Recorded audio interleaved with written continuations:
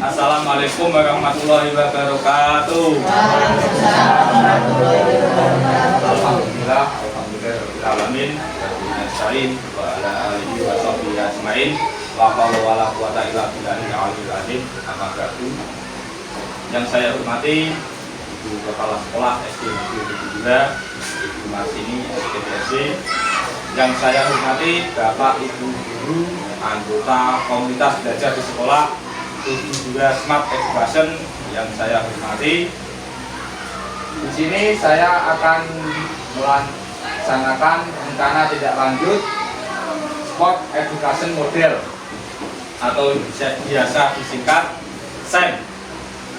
Sport Education Model adalah gambaran besarnya di mana peserta didik itu mendapat peran lebih. Biasanya cuma jadi peserta. Ini nanti peserta didik kita menjadi panitia penyelenggara sebuah kegiatan. Latar belakang peserta didik kita saat ini masuk sebagai generasi Z yang menerima informasi secara cepat melalui media internet. Sebagian informasi mengandung nilai-nilai yang kadang tidak sesuai dengan nilai-nilai tradisi luhur Indonesia. Bila mereka terus terpapar, dikhawatirkan nilai tradisi asing akan menghilangkan dan menggantikan nilai tradisi lokal yang luhur. Bermain tidak lagi menjadi aktivitas fisik yang menjadi tumbuh kembang anak. Permainan sekarang dimainkan adalah game online. Jadi seperti kita ketahui, anak-anak sekarang itu sudah jarang, bahkan hampir tidak pernah melakukan permainan-permainan tradisional. Sesungguhnya permainan tradisional itu bukan cuma permainan, tapi juga mengembangkan fisik dan gerak anak itu tersebut.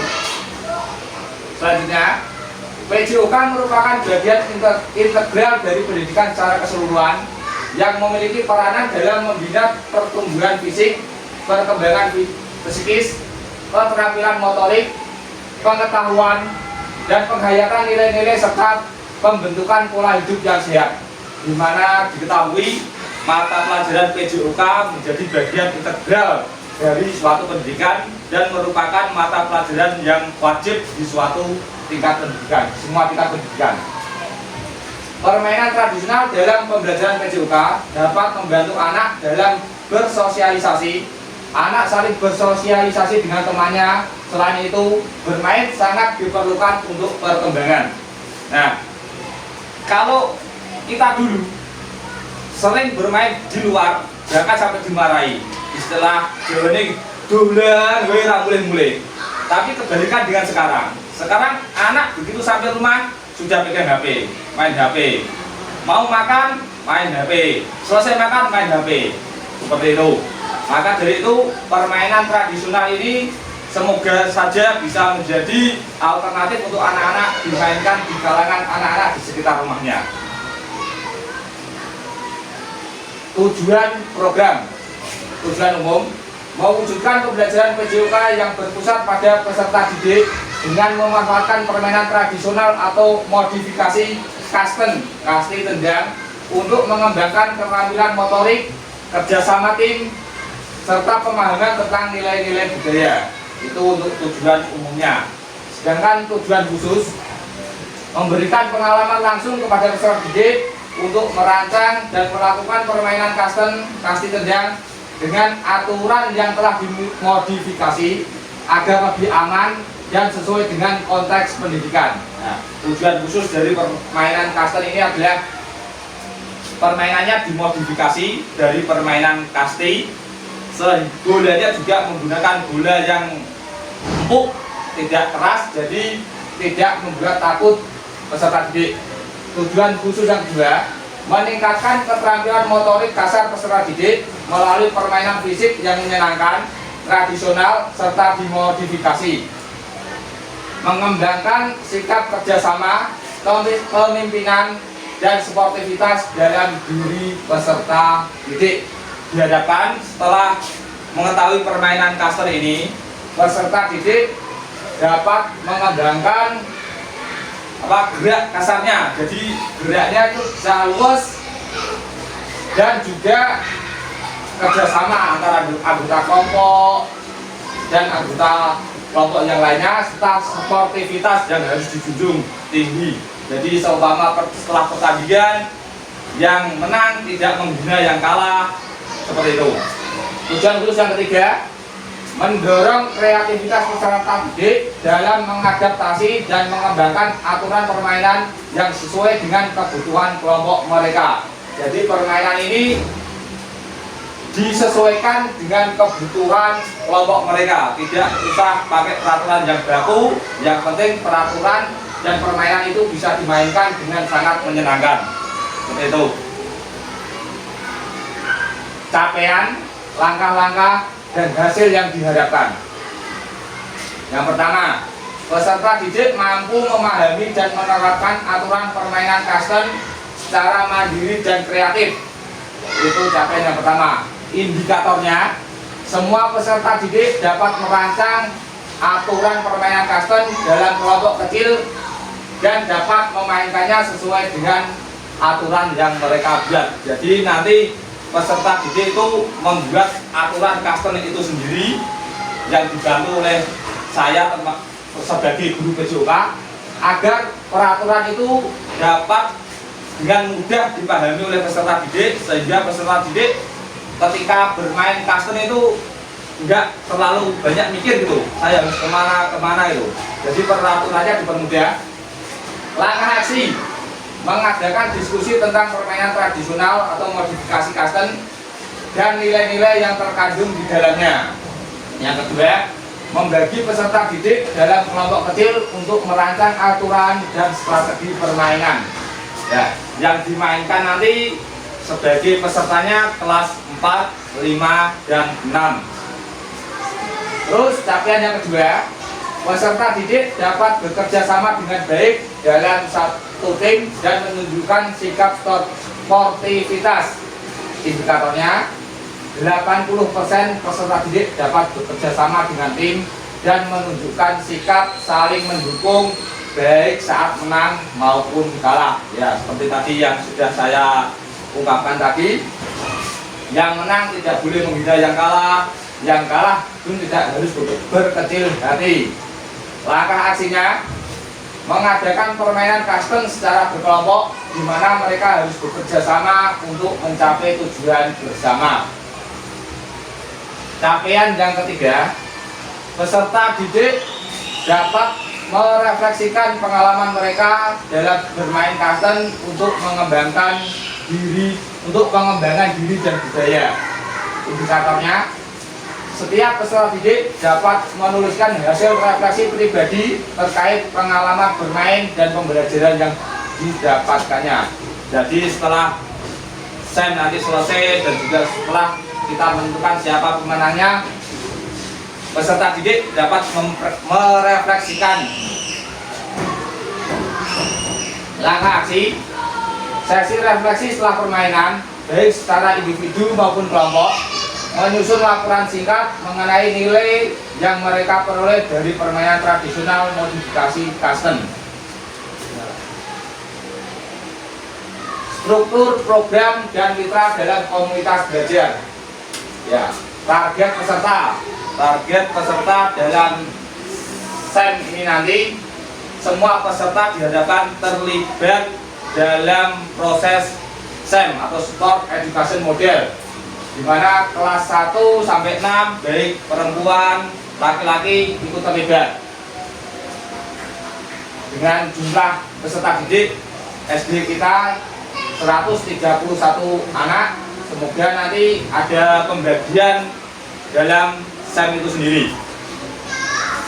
Pengaturan program, ruang, lapangan sekolah untuk kegiatan fisik, dan ruang kelas untuk sesi diskusi dan refleksi. Jadi nanti kegiatan SEM sepenuhnya kita lakukan di halaman sekolah kita. Semoga saja tidak rob. Dan untuk sesi diskusi dan refleksi, setelah kegiatan anak-anak mengisi refleksi di dalam kelas, di kelasnya masing-masing. Waktu program dilaksanakan selama 4 pertemuan dengan durasi 60 menit per pertemuan, di mana pertemuan pertama kita nanti persiapan sekaligus pengenalan permainan kasten yang tentunya anak-anak sudah banyak yang mengetahui karena sudah pernah saya ajarkan mulai dari kelas 4, 5, dan 6. Di pertemuan pertama nanti pengenalan permainan kasten dan diskusi tentang nilai-nilai yang terkandung di dalamnya. Untuk pertemuan kedua, ini sebagai puncak, pertemuan 2 dan ketiga, pelaksanaan permainan dalam kelompok kecil, penerapan aturan yang sudah dibuat. Jadi kita nanti diambil 4 tim, 1 tim dari kelas 4, 1 tim dari kelas 5, dan 2 tim dari kelas 6 karena kelas 6 jumlahnya banyak. Untuk pertemuan kedua nanti babak semifinal, dan pertemuan ketiga untuk perebutan juara 3 dan final sebagai puncak acara. Untuk pertemuan keempat, refleksi dan evaluasi kegiatan serta pembuatan laporan singkat. Jadi setelah SEM itu sendiri dilaksanakan, anak-anak melakukan evaluasi kegiatan untuk apa yang masih kurang kita perbaiki untuk kegiatan semester kedepannya.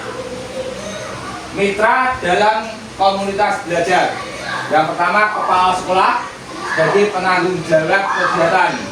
Jadi untuk bagaimana kita ketahui lah, kalau kegiatan di dalam sekolah sudah pasti tanggung jawab kepala sekolah.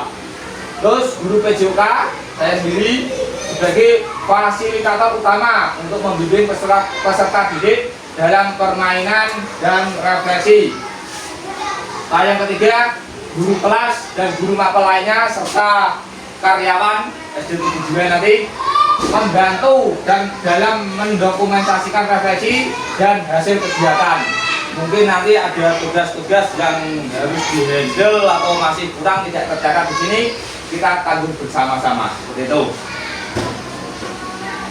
Kapasitas yang dimiliki sekolah. Ya, ini sumber daya yang dimiliki SD Negeri 72. 1. Lapangan sekolah. Lapangan sekolah yang cukup luas untuk melakukan permainan kasten dengan aman, meskipun tidak rata, hanya padas. Semoga saja kegiatan dapat berjalan lancar seperti itu. Alat permainan, bola plastik dan alat lainnya yang digunakan dalam permainan. Sudah ada banyak bola plastik yang kita miliki. Guru PJOK, kapasitasnya nanti pengalaman dalam mengajar permainan tradisional, modifikasi, dan keterampilan olahraga, serta anggota komunitas sekolah. Ya, komunitas sekolah kita juga Smart Education itu Bapak Ibu semua itu dukungan dari kepala sekolah, guru kelas, guru mapel, orang tua, dan komunitas sekolah untuk membantu pelaksanaan evaluasi program.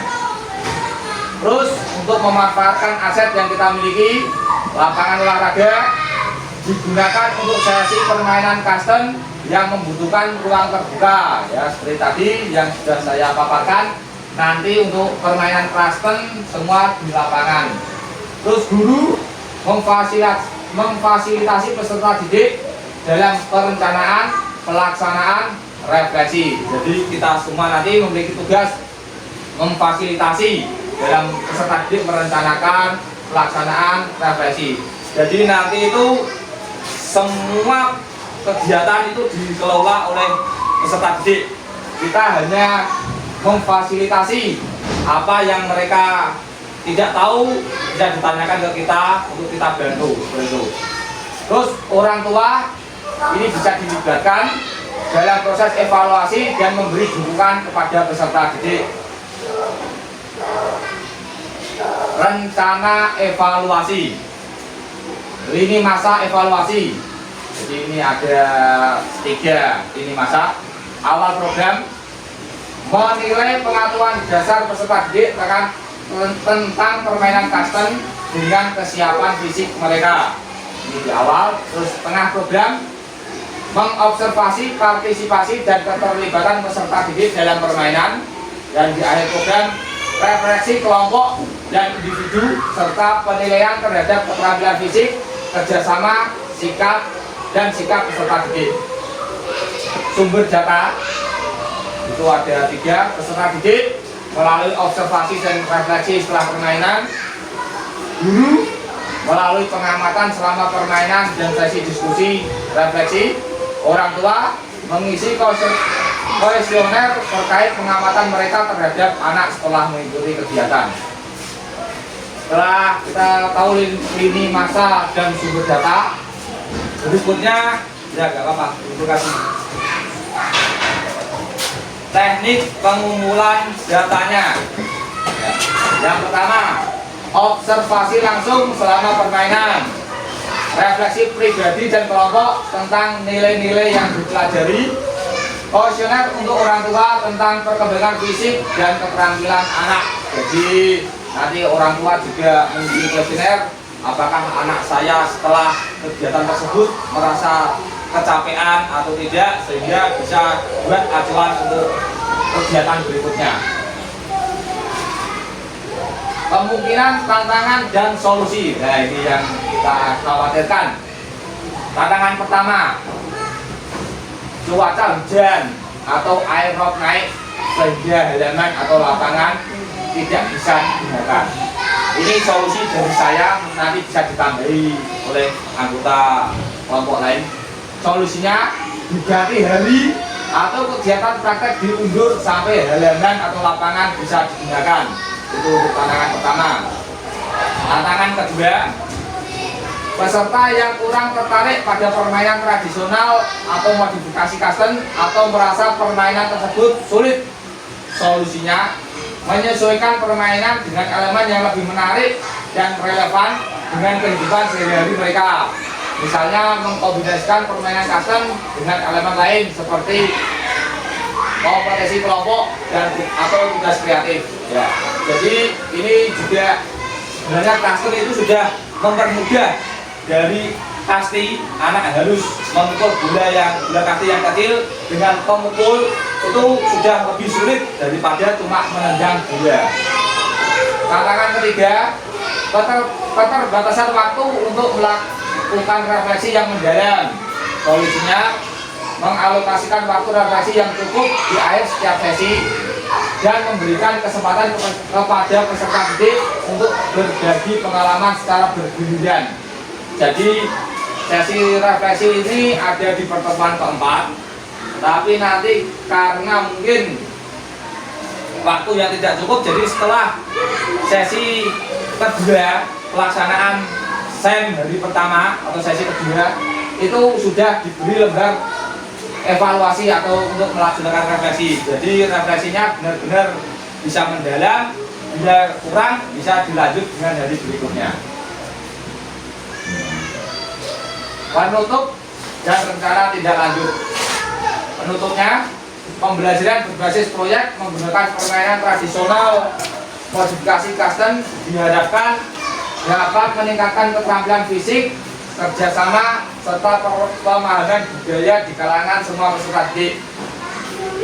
Pembelajaran yang berpusat pada peserta didik memberikan kesempatan bagi mereka untuk berpartisipasi aktif dan mengembangkan kreativitas. Langkah tindak lanjutnya, presentasi rencana kepada komunitas sekolah untuk mendapatkan masukan. Ya, ini saya mempresentasikan. Silakan nanti untuk pendapat atau masukan bisa diusulkan atau disampaikan agar kita mendapat program yang benar-benar bagus. Terus implementasi program sesuai dengan jadwal yang ditentukan. Ya, dari tantangan tadi, semoga jadwal yang sudah ditentukan itu tidak molor. Terus dokumentasi kegiatan dan refleksi untuk perbaikan di masa datang. Refleksi dari peserta didik nanti diharapkan buat perbaikan untuk kegiatan-kegiatan kita yang akan datang. Ya, terima kasih. Itulah presentasi dari saya mengenai RTL tindak lanjut dari tugas PKG PJOK.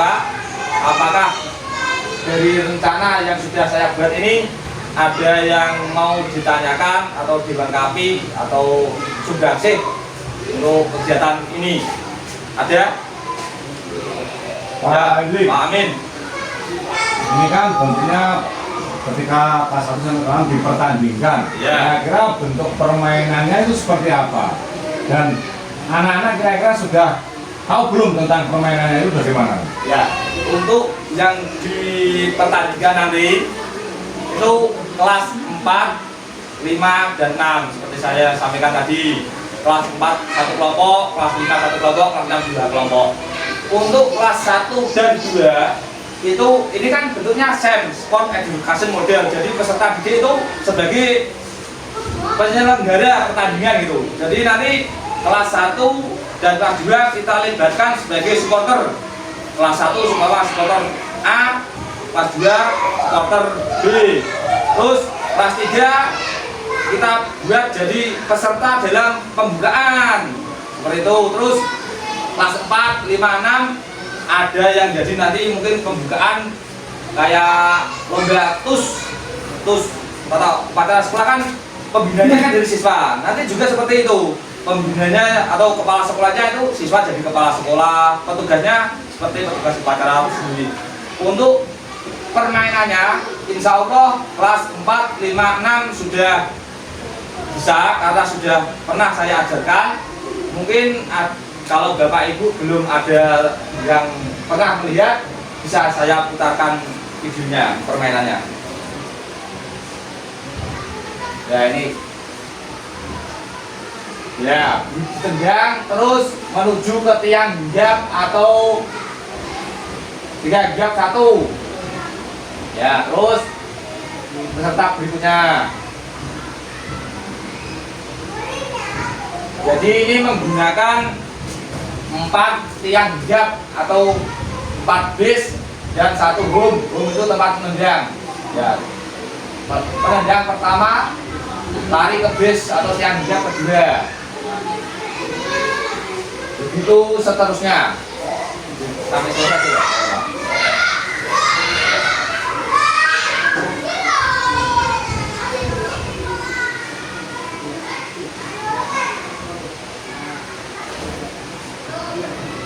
Jadi tiang hinggap atau base tidak boleh ditempati oleh 2 anak.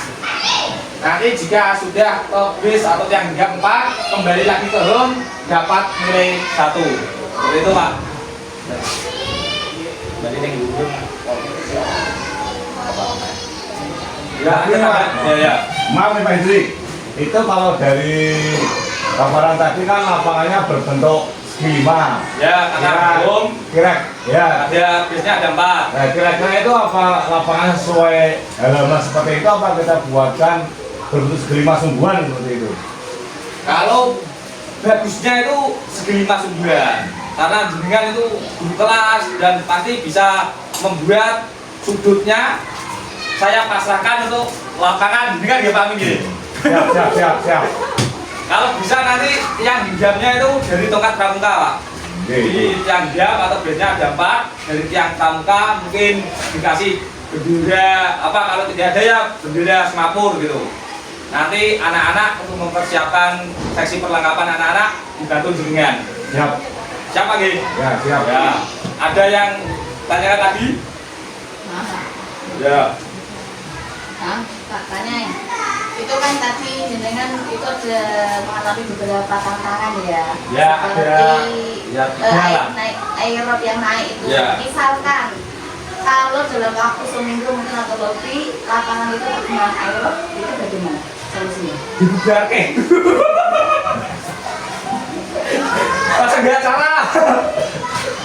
Ya. Itu sudah apa ya? Tujuan utama dari SEM ini adalah siswa itu dapat pengalaman sebagai penyelenggara lah. Mungkin nanti bisa untuk upacara pembukaan atau lainnya bisa di tempat lain, mungkin tidak di lapangan dan tidak kena rob. Atau mungkin kalau terpaksanya selama mungkin ya kita tahu sendirilah ya, di sini kisrok terus kayak gini, mungkin untuk permainannya langsung difinalkan saja. Jadi itu pembelajaran untuk anaknya itu ke penyelenggaranya saja, tidak ke permainannya seperti itu. Gimana Bu? Setuju nggak? Ya. Daripada dibubarke? Ya. Salah Pak. Ya. Pak. Oke, Bu. Tadi kan dari kelas 4 satu kelompok, Iya. kelas 5 satu kelompok, kelas 6 dua kelompok. Berarti dalam permainan ini apakah tidak ada aturan umur tertentu atau bisa berkolaborasi antara kelas 4, 5, 6 itu digabung membuat kelompok sendiri-sendiri, apa harus per kelas gitu? Kalau, terima kasih. Ini kalau digabung per kelas nanti kompetisinya kurang kompetitif, kurang gitu. Ya, nanti aturan permainnya kita sesuaikan dengan jumlah anggota kelas saja. Umpama kelas 4 sedikit, pemainnya 10. Nanti yang lainnya menjadi pelatih, menjadi official, menjadi tim medis atau master, dan juga penggerak supporter kan bisa ikut gabung ke kelas 1 dan kelas 2. Seperti itu, Bu. Oke. Ada yang tanya lagi? Bisa, Ibu bisa. Aku saya tebak. Ya.